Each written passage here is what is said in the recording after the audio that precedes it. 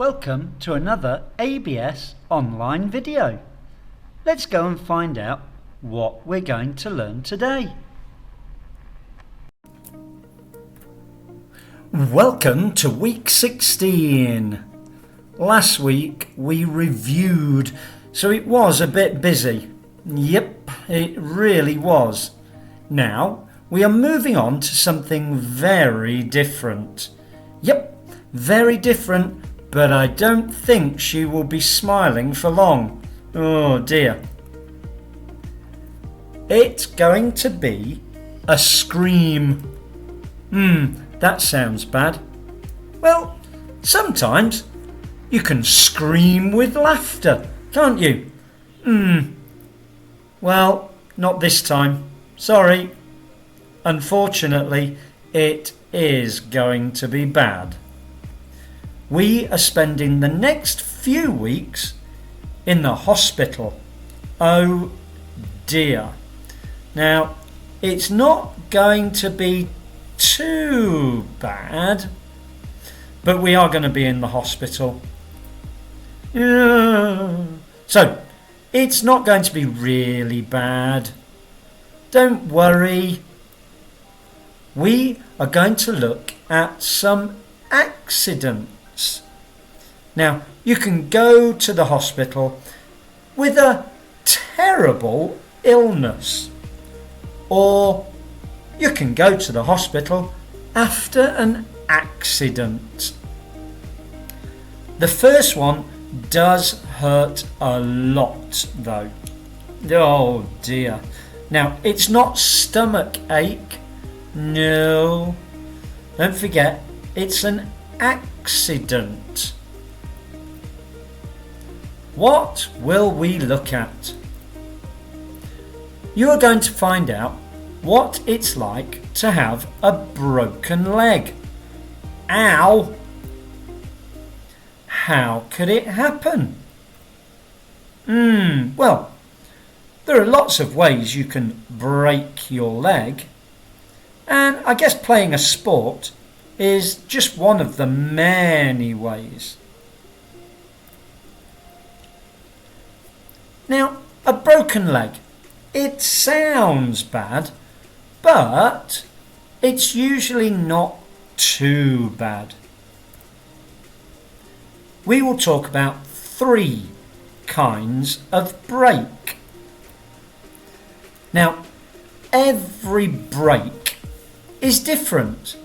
It can be a little or a lot, and everything in between. So everyone is different, but doctors put them into 3 groups. It helps with treatment.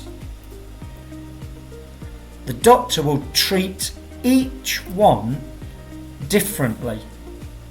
Now, all the time that we are talking about going to the hospital, don't forget, doctors are great. I really do admire and respect all doctors. So we do have a little grammar as well. We are going to use the future perfect tense. What? Well, it is a bit of a difficult name, isn't it? It sounds bad, but there are just a couple of simple rules. Great! Now, if you can remember the simple rules, it makes the grammar quite easy. But remembering the rules is always the difficult part. So the future perfect tense.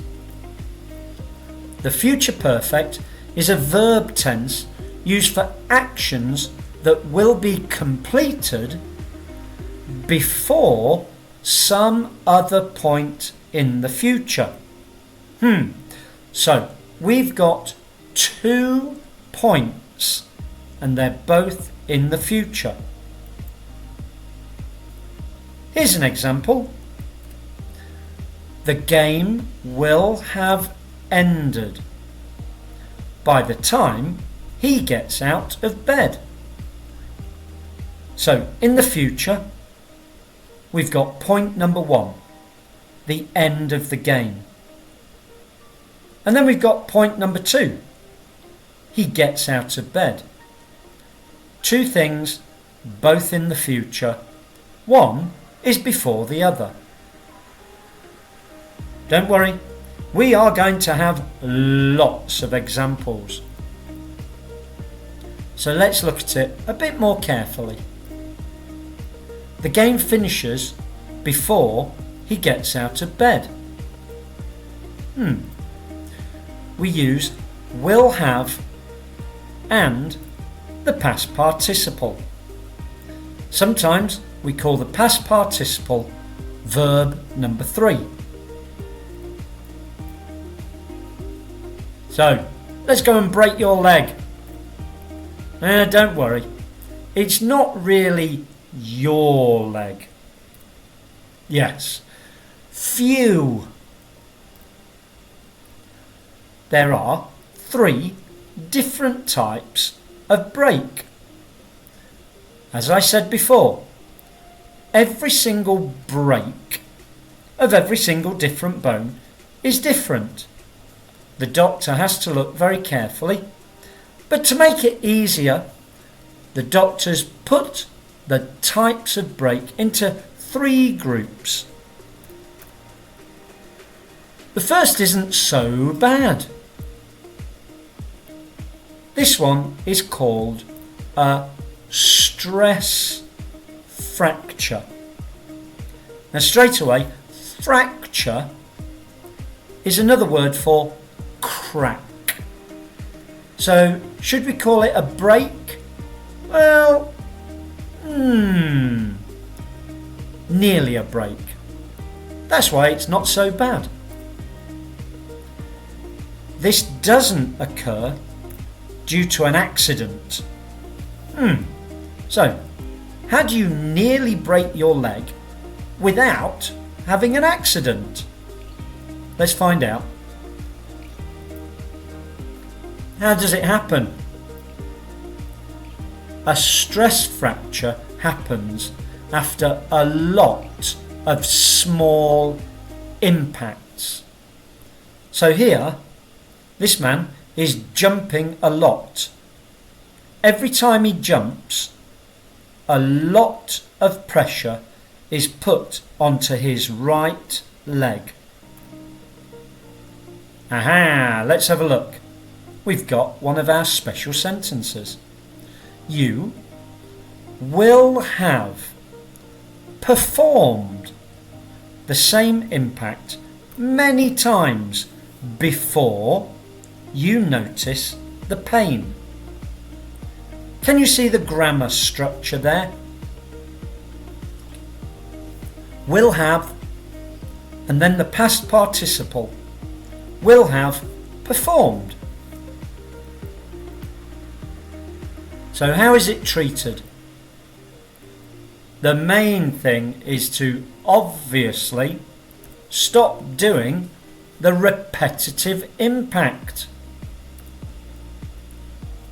Here's another one. You will have noticed pain and swelling before visiting the doctor. Okay, so usually you know what has caused this pain and you just have to stop doing it. How long does it take? Wow, ice on the affected area seems to work very well. That will help with the swelling. It will heal, but you will have rested for at least 2 weeks before you see any improvement. So just rest. That does not sound too bad. It is quite boring to just rest, but a stress fracture heals well. Very boring, but this is something you just have to do as you are told. The doctor will say, don't do that for at least 2 weeks. And you just have to do as you are told. You do have to do as you are told and not start any exercise until you are given the all clear. If the doctor says, OK, then you can start again. Let's look at a real break. Your bones are very strong, so a broken leg only happens after major impact. Your bones are really strong, and if you eat the right food and drink lots of milk, you can help to make them stronger still. Here's another great sentence.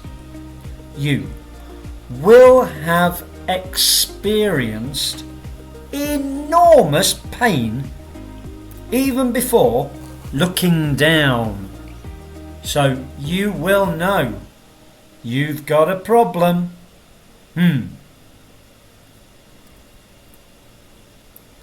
So how does it happen? We said it was major impact. Most breaks occur due to 3 main causes. Oh, well, there's one.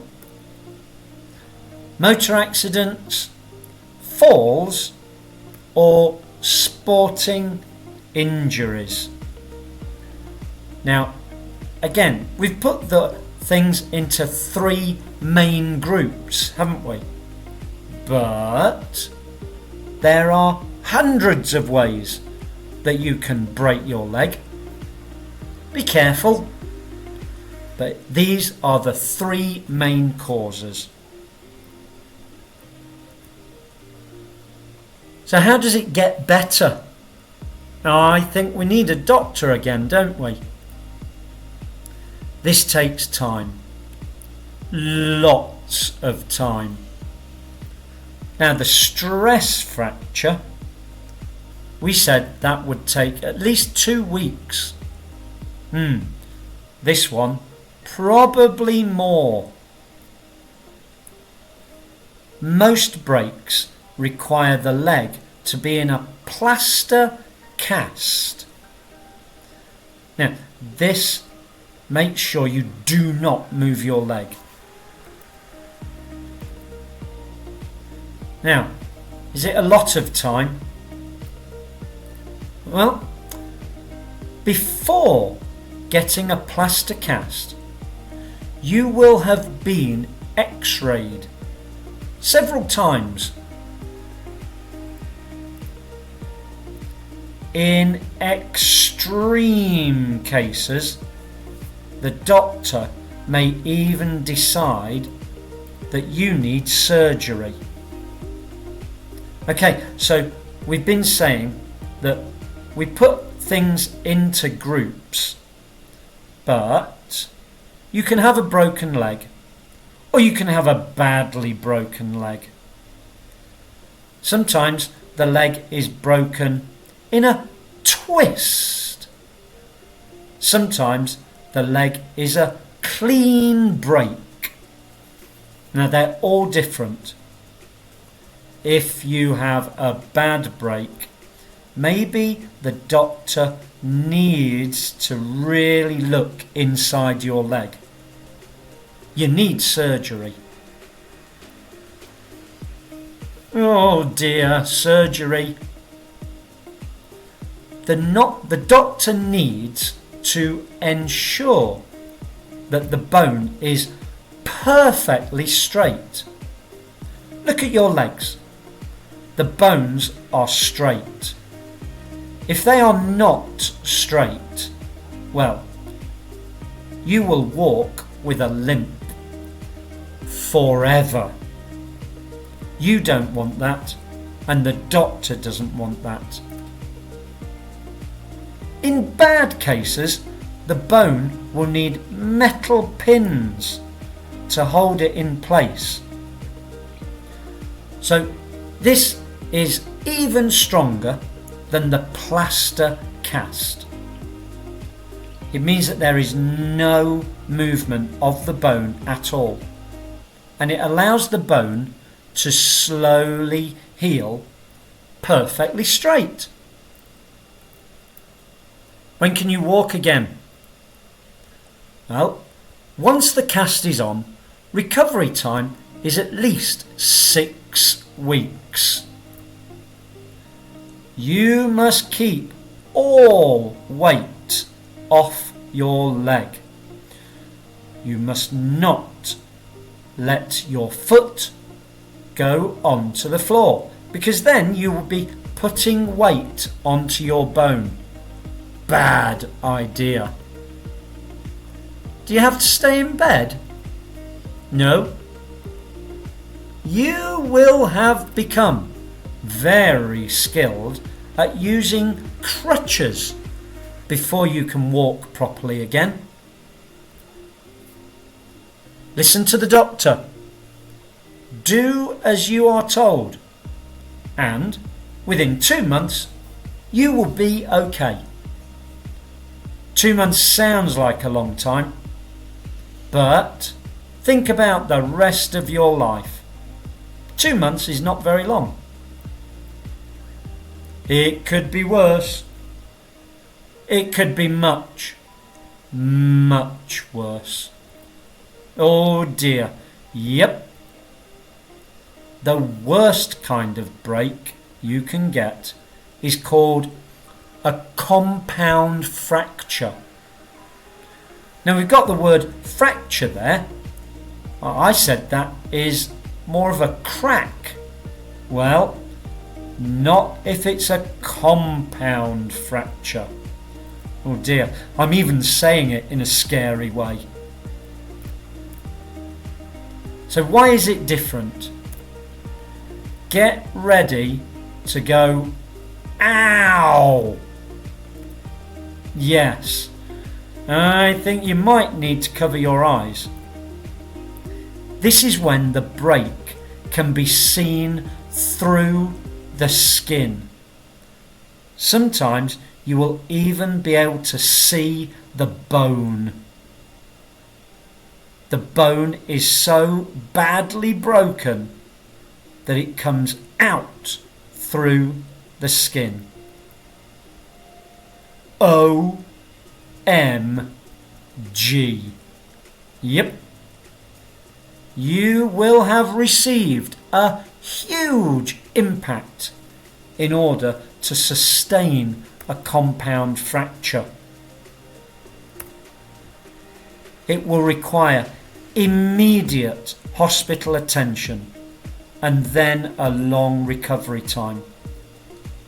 One big problem is that a lot of dirt will get into your leg and possibly into the bone. You must get hospital attention straight away, and it must be cleaned properly and carefully. This is bad. Yep, there's no other way of saying it.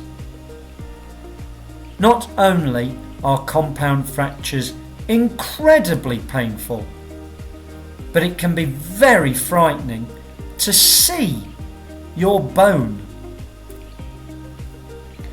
You may even go into a state of shock. Now, this is where your body just sort of closes down because you're so scared of what has happened. Can it be repaired? Doctors are amazing. I have said it before and I will say it again. Before your recovery can begin, you will have been in surgery for quite some time. Yes, we've seen surgery before, but with a compound fracture, surgery is required almost every time. What can be done in surgery? The surgeon needs to make sure that your bone is straight so that it can heal. So we said that before. But with a compound fracture, they also have to make sure that it is super clean. Any tiny bit of dirt that got into your leg and even into your bone must be cleaned out. Now, keeping it straight. To do this, they may use pins, rods, plates and screws. So they're all bits of metal and they're put into your leg to keep it straight. Sometimes these bits of metal, they're taken out when you're fully recovered. Sometimes it's easier and safer to leave the metal in your leg forever. You will never feel it, so it's doing a great job. Leave it there. Can you fully recover? Recovery is, of course, slow. No time scale can be given because each case is different. With the stress fracture, about 2 weeks. With the broken leg, maybe 2 months. But this time, it's always different. You will have undergone extensive physiotherapy before getting back on your feet. Whew. Wow. 3 different types of break. Stress fracture, broken leg, compound fracture. This week has been terrible. Sorry about that. It has all sounded terrible, but thankfully this doesn't happen often. Yay! You have a think. Have you ever broken your leg? How many of your friends have ever broken their leg? Probably not many, which is great. It doesn't happen often. Will it get better next week? I don't want to scare you away, so maybe I should just say, see you soon. Take care of your legs. Bye. Thank you for watching our video today. Please don't forget, subscribe, and that will help us to make lots more videos for you. Thank you. Bye.